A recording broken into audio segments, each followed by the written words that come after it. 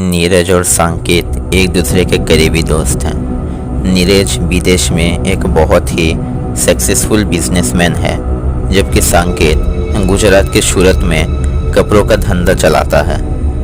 आज बहुत दिनों बाद दोनों को मिलने का मौका मिला है। संकेत अपने दोस्त के मिलने के बाद ही उसे अपने बाइक पर बिठाकर पास के ही झील के किनारे लेकर जाता है। मई की गर्मी से राहत मिलने के लिए कई लोग इस झील के पास शाम के समय भीड़ जमाते हैं। तरह तरह के पंछियों के साथ पेड़ पौधे वातावरण को एक नया रूप देते हैं, परंतु आज वहाँ ज़्यादा भी लोग नहीं आते। इसका कारण तो किसी को भी नहीं पता था, लेकिन संकेत कहता है शायद गर्मी के चलते पक्षियों का किसी और जगह उड़ जाना इस चीज़ का वजह हो सकता है। दोनों एक दूसरे के साथ करीब 2 घंटे तक बात करते हैं कि तभी नीरज अपना घड़ी देख चौंक पड़ता है और देखता है कि अभी रात करीब 8 बज रहे थे। लेकिन सच बताएं तो न उसे और न संकेत को वो जगह छोड़कर जाने का थोड़ा सा भी मन था, इसलिए वो दोनों फिर से गप्पे लड़ाना शुरू कर देते हैं। बातों बातों में ही नीरज उसके विदेश में चल रहे बिजनेस के बारे में बोलना शुरू करता है। उसके बोलने में एक तरह का अहंकार साफ देखा जा सकता है।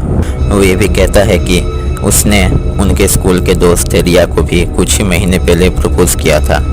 वैसे तो रिया इन दोनों में से संकेत की ज़्यादा करीबी थी, क्योंकि संकेत ने स्कूल में रिया को कई बार कई तरीके से मदद किया था।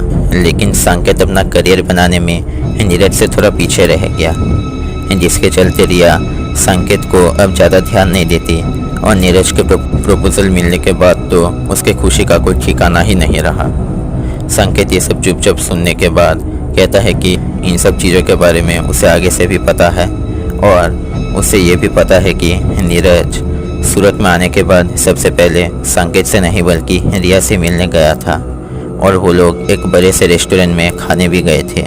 ये सब सुन नीरज अपने दोस्त के कंधे पर थपथपा कर यूँ कह देता है कि उसे अगर दूसरों के बारे में उतनी ही जानकारी है तो क्यों ना वो एक जासूस बन जाए। कम से कम उसकी डूबती निगाह तो पार लग जाएगी, क्योंकि नीरज को पता चलता है कि संकेत के कपड़े का बिजनेस कुछ खास नहीं चल रहा था। कुछ ही देर बाद नीरज को एक कॉल आता है कि रिया को एक एक्सीडेंट हुआ है।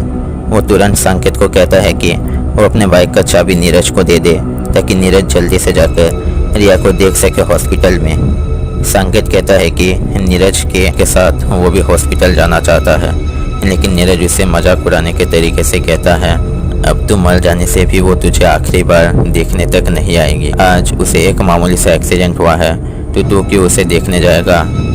ये कहकर नीरज संकेत के हाथ से बाइक का चाबी लेकर उसे धक्का मार के हटा देकर बाइक को तेज़ी से हॉस्पिटल की तरफ दौड़ाता है। वो हॉस्पिटल से कुछ 1 घंटे बाद लौट कर आता है और कहता है कि रिया बहुत ही जल्द ठीक होकर घर आ जाएगी। अब नीरज बाइक से उतरकर थोड़ा दुखी होकर संकेत के पास आता है और कहता है कि वो कितना इरेस्पॉन्सिबल है। उस तरफ रिया का एक्सीडेंट हो गया है और वो चाहता है उसे तब मिलने जब उसे डिस्चार्ज करने का समय हो गया है। ऐसे कहते कहते नीरज ये भी बोल बैठता है कि रिया की इस हालत को देखकर उसे सुसाइड करने का इच्छा हो रहा है। संकेत जो अब तक चुप था वो अब धीमी आवाज़ में कहता है भाई सुसाइड करना चाहता है तो कर ले। ऐसा कहकर संकेत नीरज को जोर से उस झील की तरफ धकेल देता है। नीरज को तैराकी नहीं आती थी। वो संकेत को मदद के लिए चीख रहा था और उस तरफ संकेत उसे देख हंस रहा था। कुछ देर हंसने के बाद संकेत कहता है कि क्यों नीरज, अब तक तो तू बहुत रिया रिया कर रहा था। उसे देखने जाने के लिए तो मेरे हाथ से चाबी छीनकर मुझे धक्का मारकर मेरे ही बाइक लेकर उड़ना शुरू कर दिया, तो अब तो मुझे क्यों मदद मांग रहा है। ऐसा कहते कहते संकेत एक विकट रूप धारण करता है। उसका पूरा चेहरा खून से सना हुआ था। उसका दायां हाथ टूटकर हवा में लटक रहा था और पूरे शरीर में कई सारे घाव थे।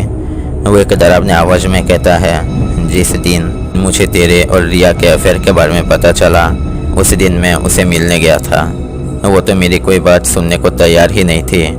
मैंने आखिर में उसे बस इतना बताया कि इस काम के लिए उसे एक बड़ा कीमत चुकाना पड़ेगा।